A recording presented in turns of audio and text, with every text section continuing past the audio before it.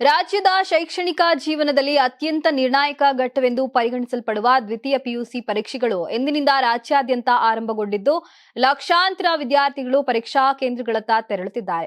ಈ ಸಂದರ್ಭದಲ್ಲಿ ಮುಖ್ಯಮಂತ್ರಿ ಸಿದ್ದರಾಮಯ್ಯ ಅವರು ತಮ್ಮ ಎಕ್ಸ್ ಖಾತೆಯಲ್ಲಿ ಮೂಲಕ ವಿದ್ಯಾರ್ಥಿಗಳಿಗೆ ಶುಭಾಶಯ ಸಂದೇಶವನ್ನು ರವಾನಿಸಿ ಯಾವುದೇ ಆತಂಕವಿಲ್ಲದೆ ಆತ್ಮವಿಶ್ವಾಸದಿಂದ ಪರೀಕ್ಷೆ ಬರೆಯುವಂತೆ ಕರೆ ನೀಡಿದ್ದಾರೆ. ಪರಿಶ್ರಮಕ್ಕೆ ತಕ್ಕಂತೆ ಉತ್ತಮ ಅಂಕಗಳು ಲಭಿಸಲಿ ಹಾಗೂ ಪ್ರತಿಯೊಬ್ಬ ವಿದ್ಯಾರ್ಥಿಯೂ ಕೂಡ ಉಜ್ವಲ ಭವಿಷ್ಯ ದೊರೆಯಲಿ ಎಂದು ಅವರು ಹಾರೈಸಿದ್ದಾರೆ. ಇನ್ನು ಉಪಮುಖ್ಯಮಂತ್ರಿ ಡಿಕೆ ಶಿವಕುಮಾರ್ ಅವರು ಸಹ ವಿದ್ಯಾರ್ಥಿಗಳಿಗೆ ಆತ್ಮಸ್ಥೈರ್ಯ ತುಂಬುವ ಪೋಸ್ಟ್ ಹಂಚಿಕೊಂಡಿದ್ದು, ಶಿಕ್ಷಣದ ಹಾದಿಯಲ್ಲಿ ಮಹತ್ವದ ಘಟ್ಟವಾದ ದ್ವಿತೀಯ ಪಿಯುಸಿ ಪರೀಕ್ಷೆ ಎಂದಿನಿಂದ ಆರಂಭವಾಗುತ್ತಿದೆ.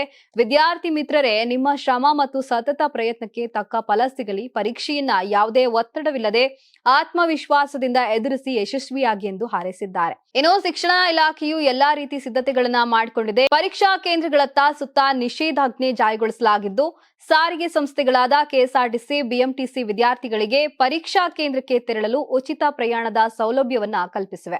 ವಿದ್ಯಾರ್ಥಿಗಳು ಸುಗಮವಾಗಿ ಮತ್ತು ಪಾರದರ್ಶಕವಾಗಿ ಪರೀಕ್ಷೆ ಬರೆಯಲು ಅನುಕೂಲವಾಗುವಂತೆ ರಾಜ್ಯಾದ್ಯಂತ ಸಿಸಿಟಿವಿ ಕಣ್ಗಾವಲು ಹಾಗೂ ಬಿಗಿ ಪೊಲೀಸ್ ಬಂದೋಬಸ್ತ್ ಸಹ ನಿಯೋಜಿಸಲಾಗಿದೆ. Karnataka TV leader awards 2025 best MLA nomination Bengaluru ವಿಭಾಗ ಎಸ್ಆರ್ ವಿಶ್ವನಾಥ್ ಯಲಹಂಕ ಕ್ಷೇತ್ರ, ಪ್ರಿಯಾ ಕೃಷ್ಣ ಗೋವಿಂದರಾಜನಗರ ಕ್ಷೇತ್ರ, ಎಚ್ಸಿ ಬಾಲಕೃಷ್ಣ ಮಾಗಡಿ ಕ್ಷೇತ್ರ, ಸತೀಶ್ ರೆಡ್ಡಿ ಬೊಮ್ಮನಹಳ್ಳಿ ಕ್ಷೇತ್ರ, ಉದಯ್ ಬಿ ಗರುಡಾಚಾರ್ ಚಿಕ್ಕಪೇಟೆ ಕ್ಷೇತ್ರ, ಎಸ್ ರಘು ಸಿವಿರಾಮನ್ ನಗರ ಕ್ಷೇತ್ರ, ರಿಜ್ವಾನ್ ಅರ್ಷದ್ ಶಿವಾಜಿನಗರ ಕ್ಷೇತ್ರ, ಎನ್ಎ ಆರಿಸ್ ಶಾಂತಿನಗರ ಕ್ಷೇತ್ರ, ಶರತ್ ಬಚ್ಚೇಗೌಡ ಹೊಸಕೋಟೆ ಕ್ಷೇತ್ರ, ಧೀರಜ್ ಮುನಿರಾಜು ದೊಡ್ಡಬಳ್ಳಾಪುರ ಕ್ಷೇತ್ರ, ಎನ್ ಶ್ರೀನಿವಾಸಯ್ಯ ನೆಲಮಂಗಲ ಕ್ಷೇತ್ರ, ಎಂ ಕೃಷ್ಣಪ್ಪ ಬೆಂಗಳೂರು ದಕ್ಷಿಣ ಕ್ಷೇತ್ರ. ಕರ್ನಾಟಕ ಟಿವಿ ವಾಟ್ಸ್ಆಪ್ ಚಾನೆಲ್ ಮೂಲಕ ವೋಟ್ ಮಾಡಿ ಹಾಗೂ ಇವರಲ್ಲಿ ಬೆಸ್ಟ್ ಎಂಎಲ್ಎ ಯಾರು ಕಮೆಂಟ್ ಮಾಡಿ. ನೀವು ಸಣ್ಣ ಆಗ್ಬೇಕಲ್ವಾ? ಅದು ಒಂದು ಉತ್ತಮ ಆಹಾರದಿಂದ ಸಣ್ಣ ಆಗ್ಬೇಕಲ್ವಾ? ಪ್ರತಿದಿನ ನಮ್ಮ ಜೀನಿ ಸ್ಲಿಮ್ ನ ಯೂಸ್ ಮಾಡಿ ಯಾವುದೇ ಸೈಡ್ ಎಫೆಕ್ಟ್ ಇಲ್ದಂಗೆ ನೀವು ಸಣ್ಣ ಆಗ್ತೀರಾ.